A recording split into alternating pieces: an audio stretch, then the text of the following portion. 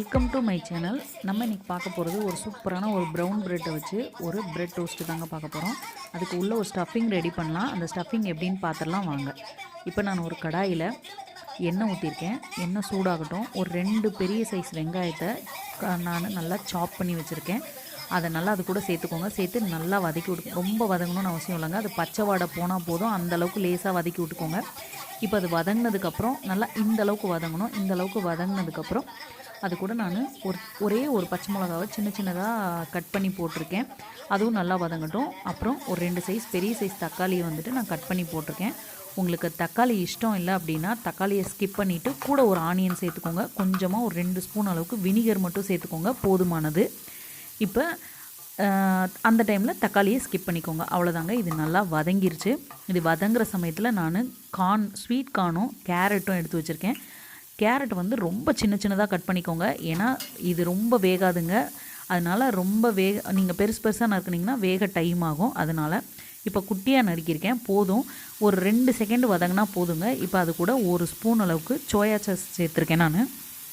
அது நல்லா கிளறி விட்டுக்கோங்க. இப்போ அது கூட ஒரு 1/2 ஸ்பூன் அளவுக்கு மிளகாத்தூள் சேர்த்துருக்கேன். அதையும் நல்லா கிளறி விட்டுக்கோங்க. அது ஆப்ஷனல் தான்.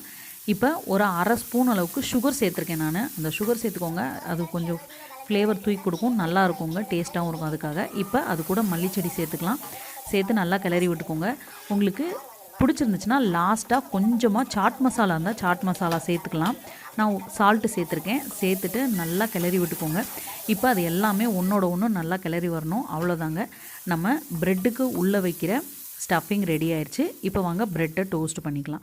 நான் ப்ரௌன் ப்ரெட் எடுத்துருக்கிறதுனால நான் அது சீக்கிரமாக கலர் சேஞ்ச் ஆயிருங்க. உங்களுக்கு பட்ரு வந்துட்டு நான் ஃப்ரிட்ஜில் இருந்ததுனால எடுத்து கல்லில் போட்டிருக்கேன். உங்களுக்கு வந்துட்டு கொஞ்சம் பட்ரு லிக்விடாக கொஞ்சம் இதாக இருந்துச்சுன்னா நீங்கள் அந்த பட்டரை ஸ்பூனில் எடுத்து ப்ரெட்டிலே தேய்ச்சி விட்டுட்டு அப்புறம் கல்லில் போட்டிங்கன்னா அது கொஞ்சம் ரொம்ப சீக்கிரமாக தீயாமல் இருக்கும். அதுக்காக நீங்கள் ப்ரெட்டை டோஸ்ட் பண்ணுறப்ப சிம்லே வச்சு பண்ணுங்கள்.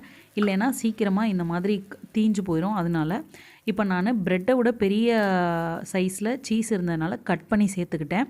இப்போ நான் உள்ள ஸ்டஃபிங் வச்சு மேலே சீஸை வச்சு நல்லா திருப்பி விட்டுட்டேங்க.